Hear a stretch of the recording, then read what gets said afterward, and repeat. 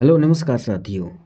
Novel exam city के YouTube channel पर आप सभी का बहुत बहुत स्वागत है। मैं हूं दोस्तों एस के कुशवाहा और लेकर के चलूंगा सामान्य ज्ञान practice set 3 UP police special. साथियों, जैसा कि आप सभी जानते हैं कि कंपटीशन तगड़ा है, इसीलिए पर डे कम से कम 2 प्रैक्टिस सेट जरूर लगाते रहें। और इसी में हम जो है लेकर के चलते हैं यहाँ से प्रैक्टिस सेट नंबर 3। कम समय में अधिक प्रश्नों का समावेश रहता है, 38 क्वेश्चन होंगे। शुरुआत करते हैं दोस्तों पहले क्वेश्चन की। और एक बात हमेशा कहूँगा क्लास शुरू करने से पहले, यदि आपने चैनल अभी तक सब्सक्राइब ना किया हो तो प्लीज़ सब्सक्राइब जरूर कर लीजिए, वीडियो को लाइक और शेयर करिएगा, जिससे हमको क्या मिलता है, मोटिवेशन मिलता है। और बेल आइकन जरूर प्रेस कर लीजिएगा ताकि जब भी वीडियो आए सबसे पहले नोटिफिकेशन आपको मिल जाए। चलिए स्टार्ट करते हैं। पहला क्वेश्चन है दोस्तों, 1720 में ब्रिटिश सरकार ने इंग्लैंड में भारत के छापे गए सूती वस्त्र कपड़े छींट के इस्तेमाल पर पाबंदी लगाने के लिए निम्न में से कौन सा कानून इस्तेमाल किया था, कौन सा कानून पारित किया। अब समझिए ध्यान से, एक दिलचस्प कहानी है ये कि इंग्लैंड में उस समय 1720 के समय क्या हुआ था 18वीं शताब्दी में कि भाई देखो, जो भारत के कपड़े थे, सूती कपड़े, वो इंग्लैंड में ज़्यादा प्रसिद्ध होने लगे थे, इसलिए वहाँ पर आयात में रोक लगाने का प्रयास किया गया और एक कानून पास किया गया कि ये जो अ, छापे गए सूती कपड़े हैं, वो इंग्लैंड में पाबंद हो जाएँगे। तो उसको जो है नाम दिया गया कैल्को अधिनियम। क्या नाम दिया गया? कैल्को अधिनियम नाम दिया गया। ऑप्शन नंबर बी आपका यहाँ पे सही आंसर हो जाएगा। तो इस क्वेश्चन ये इम्पोर्टेंट है, इसको मैं स्टार देता हूँ। आप जो है क्या करेंगे, इसका स्क्रीनशॉट जरूर ले लेंगे। बढ़ते हैं अगले क्वेश्चन की ओर। निम्नलिखित में से किस प्रकार की चट्टानें सिलियन प्रक्रिया द्वारा निर्मित होती हैं? सिलियन प्रक्रिया द्वारा, ठीक है। तो क्या हो जाएगा सिलियन प्रक्रिया द्वारा? अवसादी चट्टान। क्या हो जाएंगी दोस्तों? अवसादी चट्टान इस क्वेश्चन का सही आंसर हो जाएगा। ऑप्शन नंबर सी हो जाएगा। क्लियर है ना? चलिए नेक्स्ट। विंबलडन 2023 में पुरुष एकल फाइनल किसने जीता था? करंट का क्वेश्चन है, ये एक क्वेश्चन आ जाएगा। तो इसका सही आंसर होगा कार्लोस अल्काराज। क्या होगा? कार्लोस अल्काराज इस क्वेश्चन का सही आंसर हो जाएगा। और हराया किसको है?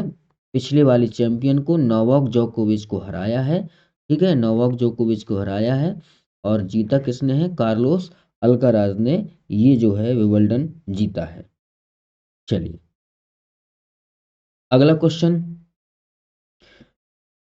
अगला क्वेश्चन है, अगर अच्छा देखो, ये क्वेश्चन भी यहाँ से पूछा जा सकता है कि कार्लोस अल्काराज कहाँ के, किस देश के हैं? तो ये हो जाएगा सर्बिया के। कहाँ के हो जाएगा?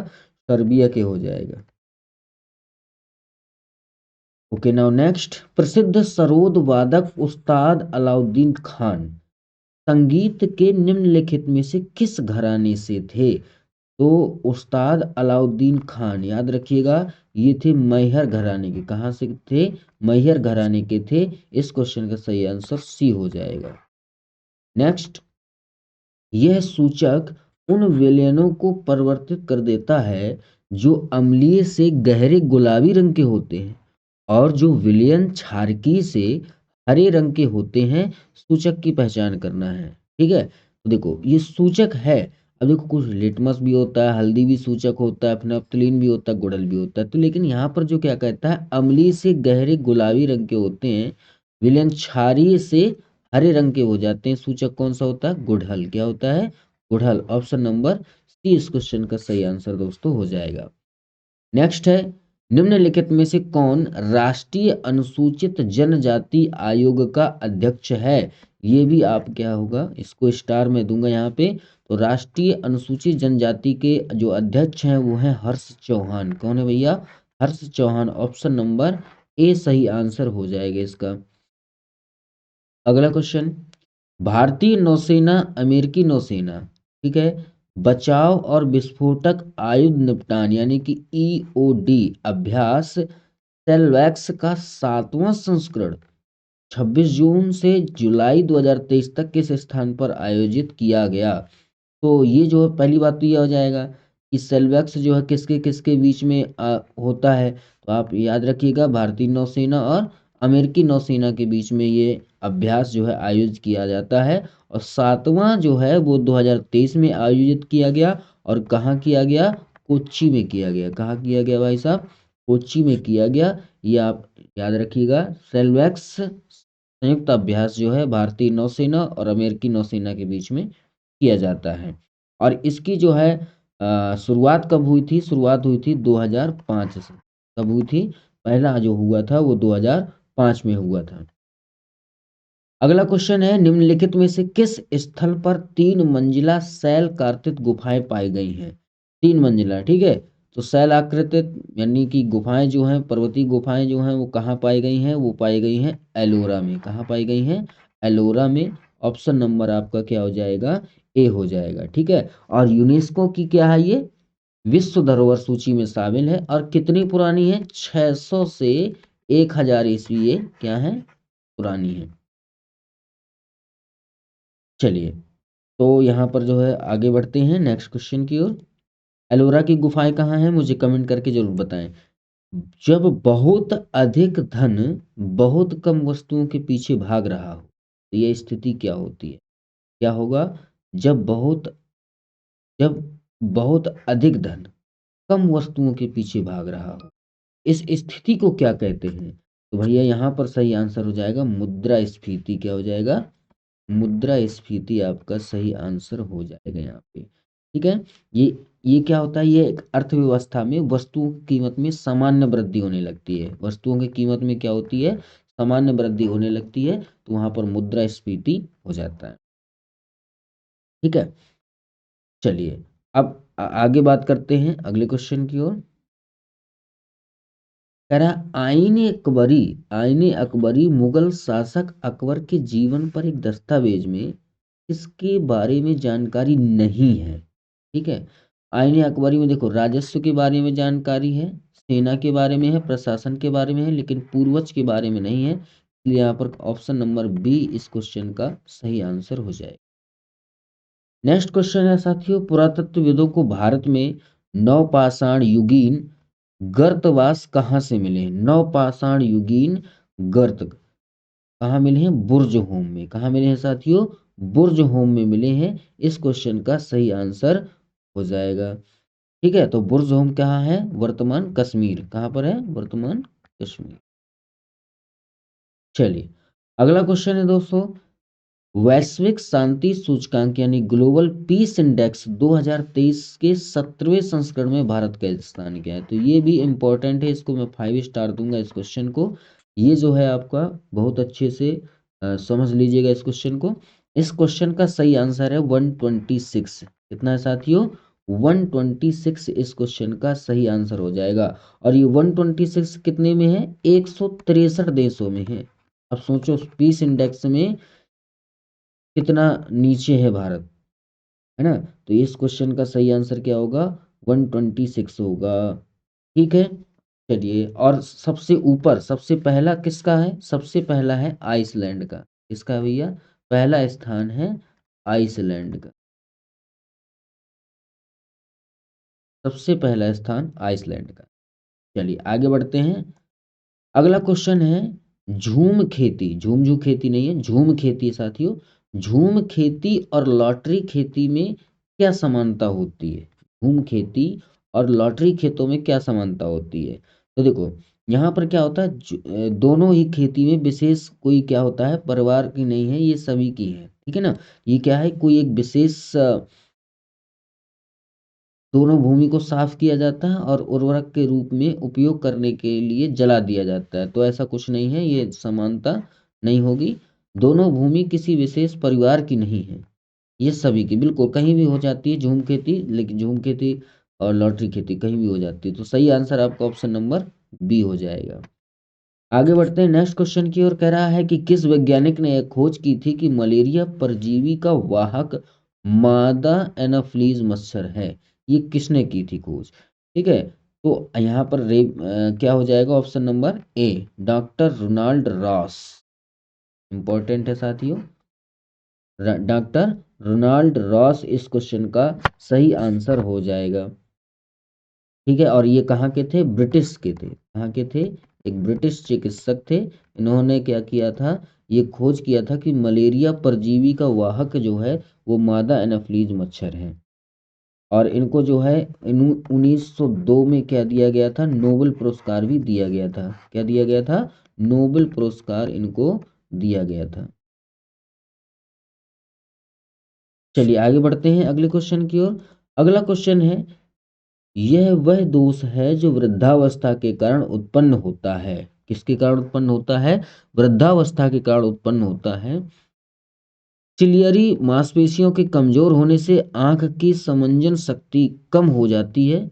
इस दोष को दूर करने के लिए किस प्रकार के लेंस की आवश्यकता होती है? ठीक है, तो देखो इसको दूर करने के लिए डबल लेंस की आवश्यकता होती है, जिसको कहते हैं बाईफोकल लेंस। क्या कहते हैं? बाईफोकल लेंस कहते हैं। द्विफोकसी, दो फोकस होते हैं, एक दूर के लिए एक पास के लिए। तो यहाँ पर सही आंसर क्या हो जाएगा? Bifocal lens. क्लियर साथियों, क्या हो जाएगा?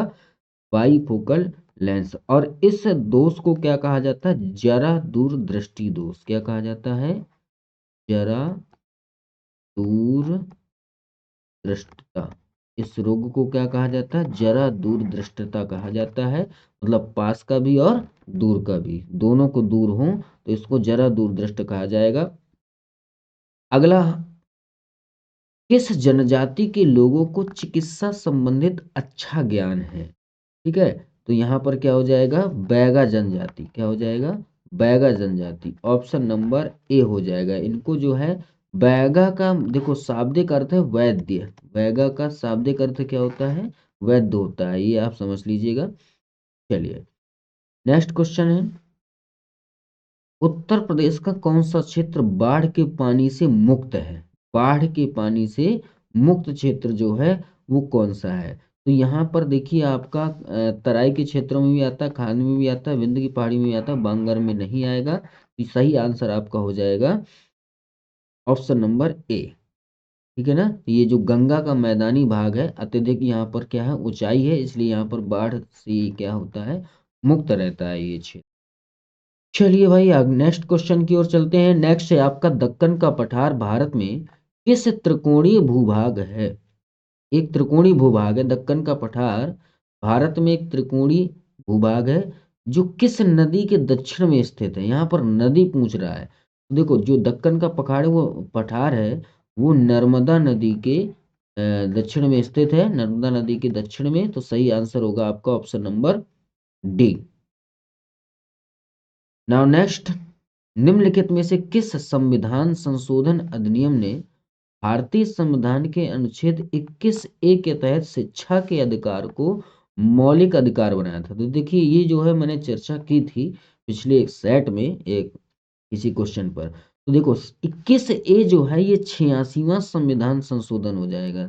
86वां संविधान संशोधन अधिनियम 2002 ये जोड़ा गया था 21 ए के तहत। तो ये क्वेश्चन आपका सही हो जाएगा, ये याद रखिए।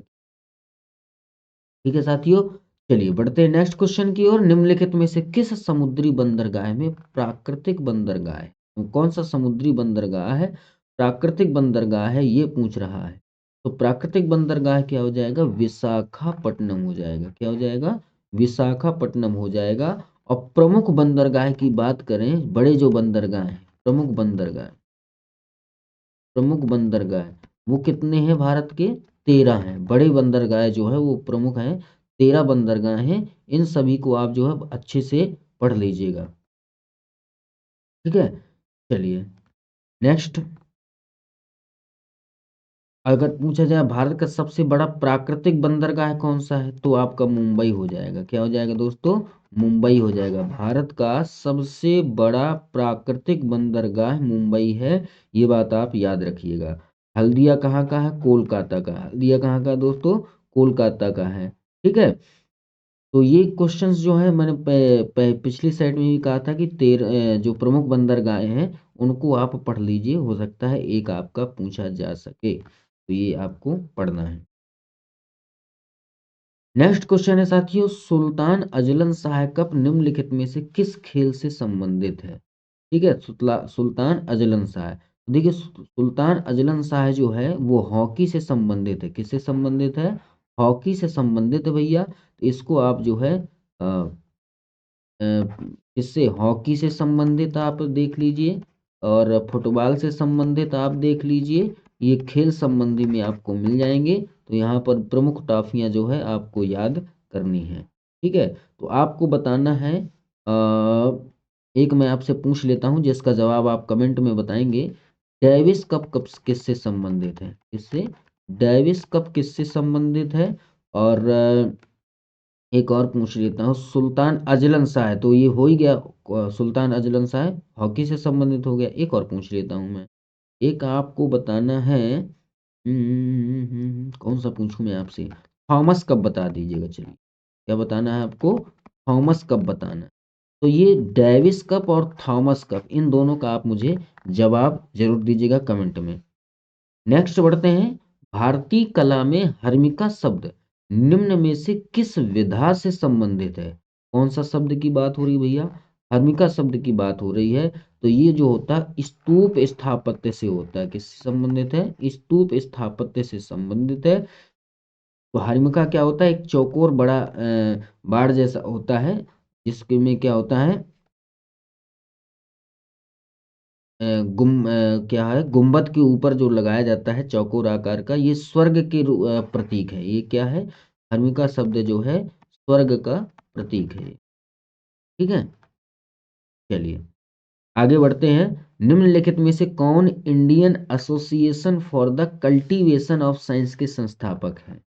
इस क्वेश्चन का आंसर, ये देखो इंपॉर्टेंट है ये सारे क्वेश्चन। इस क्वेश्चन के मतलब इसके संस्थापक हैं आपके महेंद्र लाल सरकार। ऑप्शन नंबर बी इस क्वेश्चन का सही आंसर हो जाएगा। 1876 में महेंद्र लाल सरकार ने इसकी क्या की थी? स्थापना की थी। चलिए आगे बढ़ते हैं। अगला क्वेश्चन, निम्नलिखित में से किसने सामवाद कौमुदी और मिरात उल अखबार समाचार पत्र का क्या किया था? प्रकाशन किया था। तो इस क्वेश्चन का सही आंसर है राजा राम मोहन राय। किसने किया था भैया? राजा राम मोहन राय ने किया था। अगला क्वेश्चन है, पालक में निम्नलिखित में से कौन सा अम्ल पाया जाता है? पालक में, कमेंट करते जाए भाई, पालक में कौन सा अम्ल पाया जाता है? ऑप्शन नंबर डी ऑक्सैलिक अम्ल। क्या पाया जाएगा? ऑक्सैलिक अम्ल पाया जाए। विश्व रेड क्रॉस दिवस 2023 की थीम क्या है? रेड क्रॉस दिवस, तो देखो विश्व रेड क्रॉस दिवस मनाया कब जाता है? 8 मई को। कब मनाया जाता है? 8 मई को मनाया जाता है। ठीक है, और तो यहाँ पर जो है इसकी विश्व रेड क्रॉस दिवस 2023 की जो थीम थी वो थी everything we to comes for the heart. Option number B ये आपका सही आंसर हो। नेक्स्ट, निम्नलिखित में से कौन सा क्षेत्र कालिदास सम्मान द्वारा प्रदान नहीं किया जाता है? कालिदास सम्मान द्वारा प्रदान नहीं किया जाता है। शास्त्रीय संगीत, शास्त्रीय नृत्य, कठपुतली या सुनम्र कलाएं। तो कठपुतली इस क्वेश्चन का सही आंसर हो जाएगा। क्या हो जाएगा? कठपुतली इस क्वेश्चन का सही आंसर हो जाएगा। नेक्स्ट भैया, भारतीय संविधान का कौन सा अनुच्छेद कार्यपालिका से न्यायपालिका के पृथक्करण की बात करता है? ठीक है, तो कार्यपालिका को न्यायपालिका से कौन सा अनुच्छेद करता है? अनुच्छेद 50। कौन सा करता है? अनुच्छेद 50। आप मुझे अनुच्छेद 51 कमेंट करके बताएं किससे संबंधित है। अनुच्छेद 51 किससे संबंधित है, ये आपको बताना है कमेंट करके। ठीक है, और अनुच्छेद 40 क्या है? 40 में बता दे रहा हूँ, ग्राम पंचायतों का गठन किस में है? अनुच्छेद 40 में है। और देखो ये जो आपका सारा चीज दिया हुआ है, 41 हो गया, 51 हो गया, 40 हो गया, 50 हो गया, ये डीपीएसपी से संबंधित है। किससे संबंधित है? डीपीएसपी से संबंधित है। 36 से 51, अनुच्छेद 36 से 51, ये भारत के नीति निर्देशक तत्व दिए गए हैं संविधान में, और इनको आप बहुत अच्छे से पढ़ लीजिएगा। एक क्वेश्चन 100% इससे आएगा। ठीक है साथियों, नेक्स्ट, दक्षिण अमेरिका की निम्नलिखित में से कौन सी झील सूख रही है? कौन सी झील सूख रही है? कमेंट करें जल्दी से। इस क्वेश्चन का सही आंसर है पूपो झील। क्या है? दक्षिण अमेरिका की पूपो झील जो है वो धीरे धीरे सूख रही है। नेक्स्ट है, भारतीय संविधान का अनुच्छेद 243 के निम्नलिखित में से किससे संबंधित है? 243, अब समझिए 243 जब आप पहुंच जाएंगे, 243 का जो पूरा का पूरा सेशन है वो किससे संबंधित है? पंचायत से। किससे संबंधित है? पंचायती राज से संबंधित है। तो यहाँ पर क्या हो जाएगा? अब सारी चीजें पंचायत दी गई हैं, तो ये पंचायत के लिए चुनाव क्या हो जाएगा? पंचायत के लिए चुनाव इस क्वेश्चन का सही आंसर हो जाएगा। क्लियर हो गया साथियों? चलिए, तो जो सीटों का आरक्षण है वो 243 का डी है। ठीक है, 243 का डी है पंचायतों का। और पंचायत की इसमें क्या दी गई है? अवधि दी गई। पंचायत का चुनाव तो आपका 243 हो गया, पंचायतों की जो अवधि दी गई 243 बी दी गई है। क्या दी गई है? 243 बी दी गई है। इस प्रकार से जो है आप मेन मेन पढ़ लीजिएगा इसके। नेक्स्ट है, भारतीय संविधान के निम्नलिखित में से कौन सा प्रावधान कनाडा के संविधान से लिया गया? कनाडा के संविधान से क्या क्या लिया गया? तो कनाडा के संविधान से लिया गया है सर्वोच्च न्यायालय का सलाहकार और क्षेत्राधिकार लिया गया है। सर्वोच्च न्यायालय का ये लिया गया है ना? तो ये चीजें हो जाएंगी आपकी। चलिए नेक्स्ट बढ़ते हैं अगले क्वेश्चन के लिए। पुष्यभूति शासकों में से किसने परम भट्टारक महाराजाधिराज की उपाधि धारण की थी? पुष्यभूति सिंह। यहाँ पर सही आंसर हो जाएगा Prabhakar Vardhan, option number D. Option number D इस क्वेश्चन का सही आंसर हो जाएगा। मैं जल्दी जल्दी इसलिए कर रहा हूँ क्योंकि जो है कम समय में ज्यादा से ज्यादा प्रश्न जो है आप देख सके। अच्छा, और ये जो चीजें हैं पिछला वाला है एक क्वेश्चन, हाँ ये आप न्यायपालिका की स्वतंत्रता कहाँ से ली गई है? ऑप्शन नंबर ए। गणतंत्र की अवधारणा कहाँ से ली गई है? ऑप्शन नंबर बी और ऑप्शन नंबर डी। इन सभी के आप मुझे आंसर कमेंट करके बताएंगे। और बहुत ही इंपॉर्टेंट है, भारतीय संविधान के विदेशी स्रोत। भारतीय संविधान के विदेशी स्रोत, तो ये जो है आप अच्छे से पढ़ लीजिएगा इनको। एक क्वेश्चन यहाँ से बनता बनता बिल्कुल। तो इनको जो है अगर जितना आप पढ़ेंगे, बार बार पढ़ेंगे, इनको जो है आप अच्छे से समझ लीजिए, याद कर लीजिए भाई। चलिए नेक्स्ट क्वेश्चन की ओर बढ़ते हैं। ब्राह्मणों पर भी जजिया लगाने वाला दिल्ली का सुल्तान कौन था? बहुत बढ़िया क्वेश्चन है, कई बार पूछा गया है बहुत सारे एग्जामों में। 5 स्टार देंगे हम इस क्वेश्चन को। सही क्वेश्चन इसका हो जाएगा फिरोज तुगलक। क्या हो जाएगा? फिरोज तुगलक। ब्राह्मणों पर भी जजिया लगाने वाला दिल्ली का सुल्तान कौन था? फिरोज तुगलक था। चलिए next question.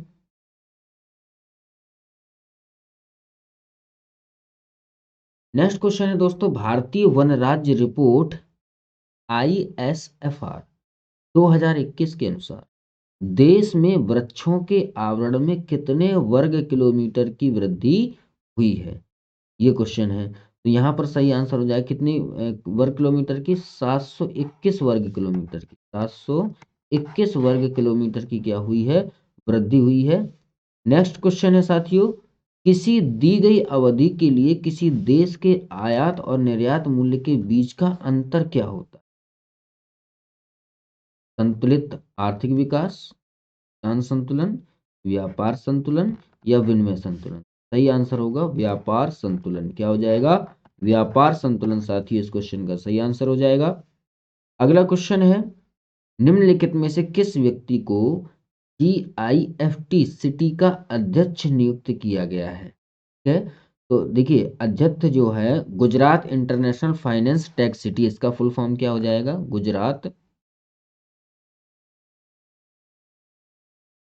Gujarat international finance tech city.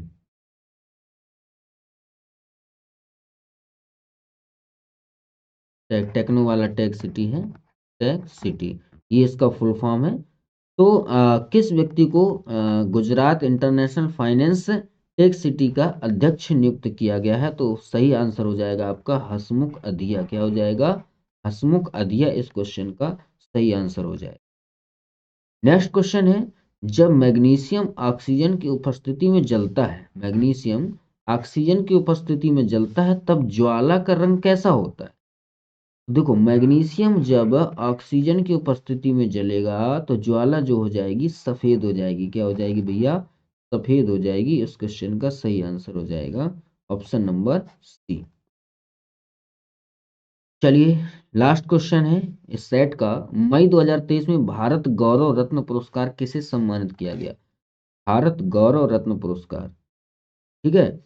तो भारत रत्न गौरव पुरस्कार किसको दिया गया है? फरमान मियां को। किसको दिया गया है?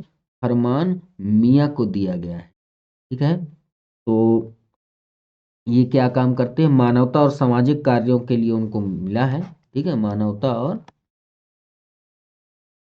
सामाजिक कार्यों के लिए उनको ये दिया गया है। तो ये थे भैया 38 क्वेश्चंस। वीडियो को लाइक और शेयर जरूर करिएगा और सेट आप पर डे लगाते जाएं। जितने भी आपको आए चैनल को सब्सक्राइब कर लीजिएगा, बेल आइकन को जरूर प्रेस कर लीजिएगा ताकि नोटिफिकेशन आपको मिलता रहे। जैसे ही वीडियो आए सबसे पहले नोटिफिकेशन मिल जाए और उन क्वेश्चनों को पढ़िए। आप देखेंगे कि 5 से 6 ही प्रैक्टिस सेट में आपका स्कोर जो है बढ़ने लगेगा धीरे धीरे। और अपना स्वपरीक्षण अवश्य करते रहें। यदि आपको टेस्ट लगाना है जिसका कोई भी शुल्क नहीं लिया जा रहा है, आप हमारी वेबसाइट में जा कर के, लिंक नीचे डिस्क्रिप्शन में है, वहाँ आप फ्री में टेस्ट बहुत सारे जितने चाहें उतने दे सकते हैं और अपना एनालिसिस कर सकते हैं। मिलते हैं नेक्स्ट वीडियो में। जय हिंद, जय भारत।